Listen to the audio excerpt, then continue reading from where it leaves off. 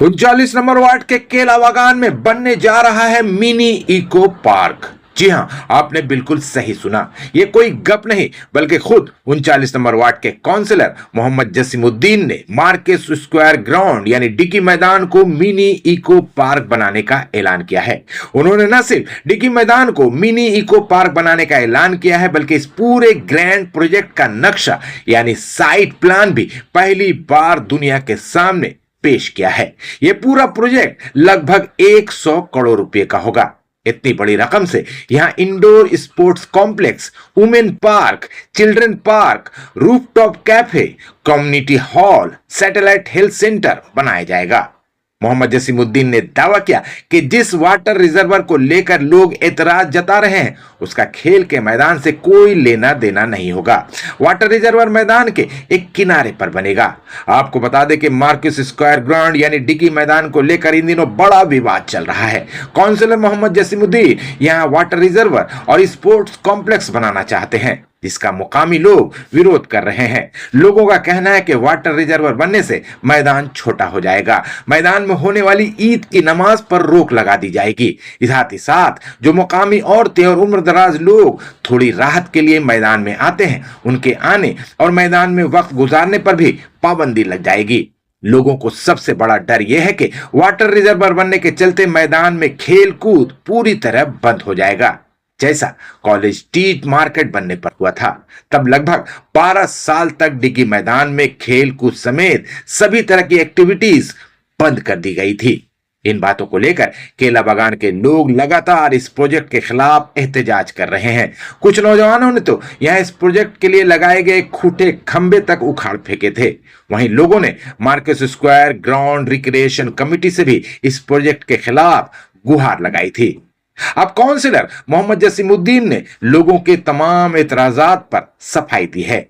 उन्होंने Marquez square ground recreation committee के साथ एक बैठक की और कमेटी को इस प्रोजेक्ट के बारे में डिटेल्स में पूरी जानकारी दी। कमेटी उनके इस प्रोजेक्ट से बेहद मुतमईन नजर आई और उनसे गुजारिश की कि जल्द से जल्द यहां स्पोर्ट्स कॉम्प्लेक्स का काम शुरू कराया जाए। मोहम्मद जसीमुद्दीन ने दावा किया कि मैदान बिल्कुल भी छोटा नहीं होगा बल्कि साइट प्लान के मुताबिक खेलने की जगह पहले से बड़ी हो जाएगी, जिसे देखते हुए फीफा की रेफरी कमेटी ने भी इस प्रोजेक्ट को मंजूरी दे दी है। और सबसे बड़ी बात यह है कि खेल कूद के लिए मैदान को किसी भी हाल में बंद नहीं किया जाएगा। प्रोजेक्ट का काम चलता रहेगा और खेल कूद भी जारी रहेगा। उन्होंने यह भी दावा किया कि इंशाअल्लाह क़यामत तक डिग्गी मैदान में ईद की नमाज पर रोक नहीं लगाई जाएगी। मोहम्मद जसीमुद्दीन के मुताबिक डिग्गी मैदान पूरे कोलकाता के लिए एक मिसाल बनेगा। यहां जब स्पोर्ट्स कॉम्प्लेक्स और रूफटॉप गार्डन बनकर तैयार हो जाएगा तो पूरे कोलकाता से लोग डिग्गी मैदान की सैर करने केला बागान आएंगे।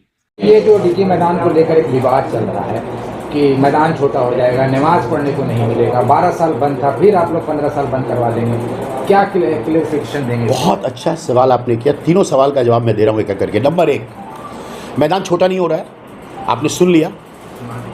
मैदान चिल्ड्रेन और लेडीज पार्क का जो रेलिंग था, जो या बाउंड्री था, वो बाउंड्री से लेकर के यहाँ जो हमारा पीच का रास्ता था, वो जो रास्ता को फाड़ी और महमूद साहब का घर का सामने में जो पीच था, वो पीच को हम नापे थे 80 मीटर हो रहा था, 80 मीटर्स। अभी वो हो जाएगा 95.55 मीटर, यानी कि 15.5 मीटर वो बढ़ गया लंबाई में। ठीक है, चौड़ाई जैसा है वैसा ही है।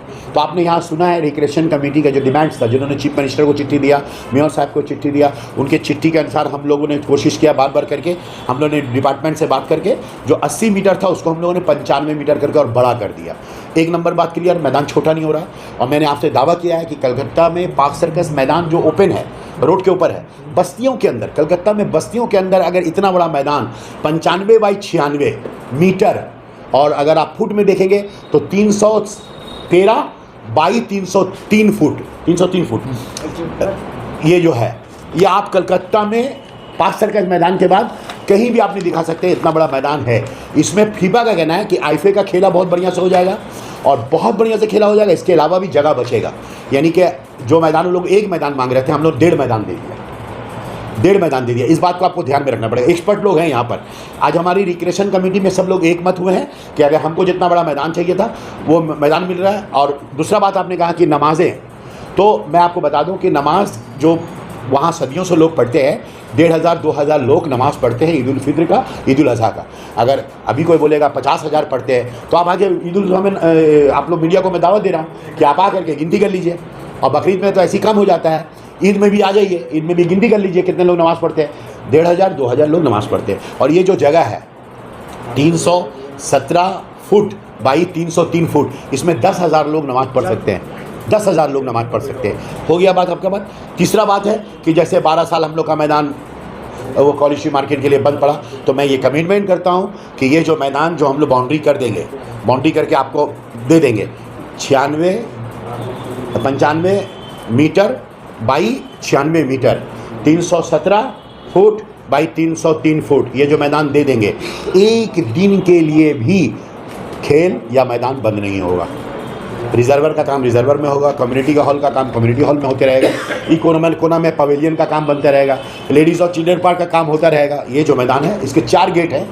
एक गेट और हम लोग बातचीत किया, एक तो गेट और बढ़ाएंगे, एक गेट हम लोग और बढ़ाएंगे। अभी 4 मौजूदा गेट है, एक गेट और बढ़ाएंगे, ये 6 गेट हो जाएगा।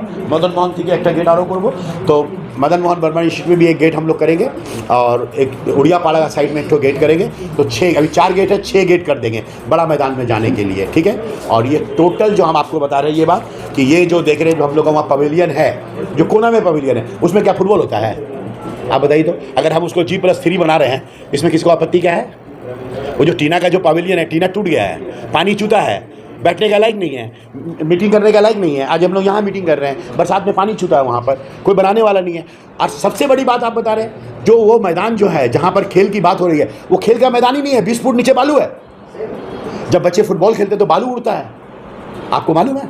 उसमें कम से कम तो अब इन दोनों के सामने बोल रहे हैं 200 गाड़ी माटी लगवे, 200 गाड़ी 350 गाड़ी मट्टी फेंकना होगा।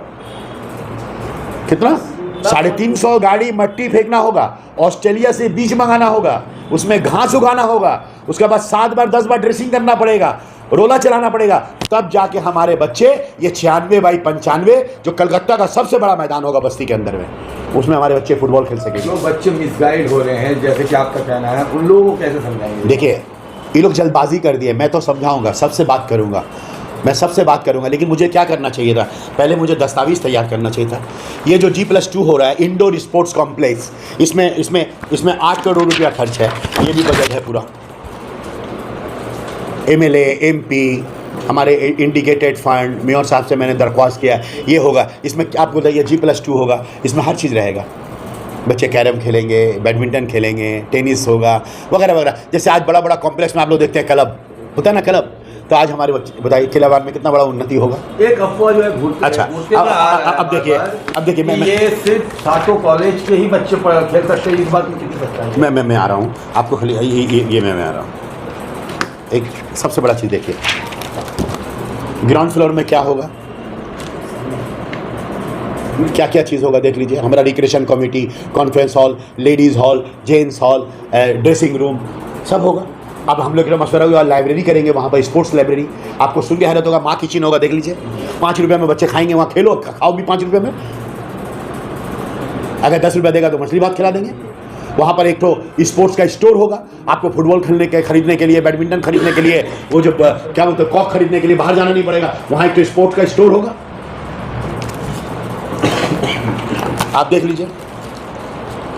लॉबी से लेकर के बिलियर्ड रूम कितना बड़ा होगा, टेबल टेनिस का कितना बड़ा होगा, जिम होगा, लेडीज जिम। आप 1000, 1200, 1500, 2000 रुपये में जिम में जाते। अब बताइए कहाँ होगा? जो टेंट है, टीना का टेंट, उसको हम G+2 कर देंगे, ग्राउंड से लेके फर्स्ट से लेके सेकंड से लेके। और जो छत्ता रहेगा, वो छत्ता में हम लोग रूफ गार्डन बनाएंगे। कौन रूफ गार्डन में कौन जाएगा? हमारा बच्चा जाएगा। कैंटीन रहेगा। आप कॉलेज स्कूल में गोल तालाब में जाते हैं कि नहीं? क्या देखते हैं लोग? पाव रोटी खाते हैं, स्टू खाते हैं। हमारे घर के बच्चे थोड़ा सा तेले भाजा खाएंगे। एक तो तेले भाजा का स्टोर होगा, एक तो स्टू का स्टोर होगा, एक तो रोल का स्टोर होगा, ऊपर में कैफ़े होगा, मोमो खाएंगे। एक तो कैफ़े बना देंगे तो अच्छा रहेगा कि नहीं रहेगा? ये देखिए, जिम होगा, ये सेकंड फ्लोर में। और इसमें टॉप में हम लोग सोचा था स्विमिंग पूल बनाएंगे, लेकिन यहाँ पर मशवरा हुआ, हम लोग स्विमिंग पूल को बातिल कर दिया। ये स्विमिंग पूल था, स्विमिंग पूल को हम लोग बातिल कर दिया, इसको हम लोग रूफ गार्डन कर देंगे ताकि गांच गचेरी रहेगा, ऊपर में जाकर आराम करें। और मुख्तलिफ किस्म में हमारी घर की बच्ची, हमारी घर की औरत, खेला बगान की औरतें, भिस्तीवाड़ा की, जलोडली की औरतें, यहाँ पर में बच्चे औरतें आएंगी। एक ऊपर में कैफे रहेगा अपने मोहल्ले के अंदर में, बड़ा मैदान, खेलो, कॉलेज का भी खेला होगा। और जैसा कि आपने जो सवाल किया, उस सवाल का जवाब यही है कि हमारे कॉलेज के बच्चे खेलेंगे, सिर्फ नहीं, सेंट्रल कलकत्ता के बच्चे खेलना चाहेंगे तो खेलेंगे। 41 नंबर वार्ड के बच्चे खेलेंगे, 25 नंबर वार्ड के बच्चे खेल सकते हैं, 27 नंबर वार्ड के बच्चे, 38 नंबर वार्ड के बच्चे, 41 नंबर वार्ड के बच्चे, मुख्तलिफ जो वार्ड है, इतराफ़ के जो वार्ड है, सेंट्रल कलकत्ता के बच्चे खेल सकते हैं। कोई भी आ सकता है, कोई भी जा सकता है। यहाँ पर जिम होगा, सेंट्रल कलकत्ता के लोग यहाँ पर मेंबर होंगे। लेडीज़ का जिम का टाइम अलग होगा, जेंट्स का जिम का टाइम अलग होगा। जिम के लिए जो है स्टेट गवर्नमेंट का जो स्पोर्ट्स विभाग है अरूप विश्वास जी का, उनसे हम अपील करके जो 30-40 लाख रुपये का जो जिम का जो सामान मिलता है वो मिल जाएगा। सुदीप बंदोपाध्याय जी ने अपने MP फंड से 1 करोड़ रुपया देने का बात किया है। MLA विवेक गुप्ता ने 50 लाख रुपये देने की बात की है। हमारा जो बोरो का इंडिकेटेड फंड है उससे हम 1 करोड़ रुपया हासिल कर लेंगे। मोटा मोटी 3.5-4 करोड़ रुपया हासिल करके जो है मुख्तलिफ फंड से जाएगा। और मेयर फराज हकीम साहब ने कहा कि ठीक है, बाकी मेयर की हैसियत से हम देंगे। आज इंडोर स्पोर्ट्स वो मैदान में बगैर मैदान को टच किए जो हमारा जो पवेलियन है उसी का ऊपर में हमारा इंडोर स्पोर्ट्स। आप बताइए अच्छा होगा कि नहीं? हमारे बच्चे कहाँ जाएंगे? अच्छा, चिल्ड्रेन पार्क आप देख लीजिए मैप में, हम आपको मैप दिखा रहे हैं। ये क्या होगा? रिजर्वर के ऊपर में क्या होगा आप देख लीजिए। मेट्रो के ऊपर में क्या है? गाड़ियाँ चल रही हैं। आप देख लीजिए राइटर्स बिल्डिंग के सामने में क्या हो रहा है? नीचे अंडरग्राउंड है, ऊपर पार्क है कि नहीं?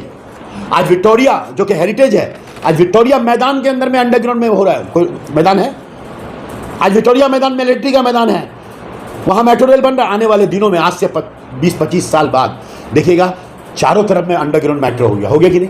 आज दिल्ली में क्या है? अंडरग्राउंड मेट्रो है। आज आपका ऊपर में ब्रिज चलेगा, अंडर में मेट्रो चलेगा और बीच में आपको रहने होगा। ये देख लीजिए, ये जो रिजर्वर का जो जगह है, ये यहाँ जगह है रिजर्वर का, ये मैदान से बाहर है। और ये देख लीजिए आप, ये क्या देख रहे हैं? ये रिजर्वर बनने के बाद सिर्फ रिजर्वर का एक गेट होगा, बाकी ये पूरा जगह चिल्ड्रन पार्क होगा, वुमेन पार्क होगा। हमारे बच्चे झुलुआ झूलने कहाँ जाते हैं? आप हम सवाल करते हैं, जो बच्चे को बांस तोड़ने के लिए उस्काया जा रहा है वो बच्चे झुलुआ झूलने कहाँ जाते हैं? दीघे मैदान में झुलुआ झूलने का है 10 तो 12-15 हम लगा देंगे। जो झुलुआ क्या बोलते हैं उसको, एस्टिमेट बोलते ना, एम्यूनिटीज जो है, मेरा बच्चा ससरेगा, कोई झूलेगा, सब लगा हुआ था मेरा। अच्छा, एक सवाल देखिएगा, मुश्ताक साहब बहुत जोड़ करते हैं। जसीम भाई ने, काउंसलर साहब ने बोला मैदान तोड़ दिया, किस लिए तोड़ा? हम ये कुर्बानी किस लिए दिए? ये चिल्ड्रन पार्क और जो लड़के चिल्ड्रन पार्क और वुमेन पार्क जो इतना शानदार बनाए थे उसको तोड़ दिए। लेकिन साइड में गाछ है, साइड में चेयर है, उसको हम तोड़ दिए। किस लिए तोड़े? ताकि हम मैदान को और 15 मीटर बढ़ा सकें। और इसके ऊपर हम चिल्ड्रन रिजर्वर के ऊपर हम चिल्ड्रन पार्क बनाएंगे, रिजर्वर के ऊपर में कम्युनिटी हॉल बनाएंगे, रिजर्वर के ऊपर में हम हेल्थ सेंटर करेंगे, रिजर्वर के ऊपर में उसको भी काम में लेंगे हम।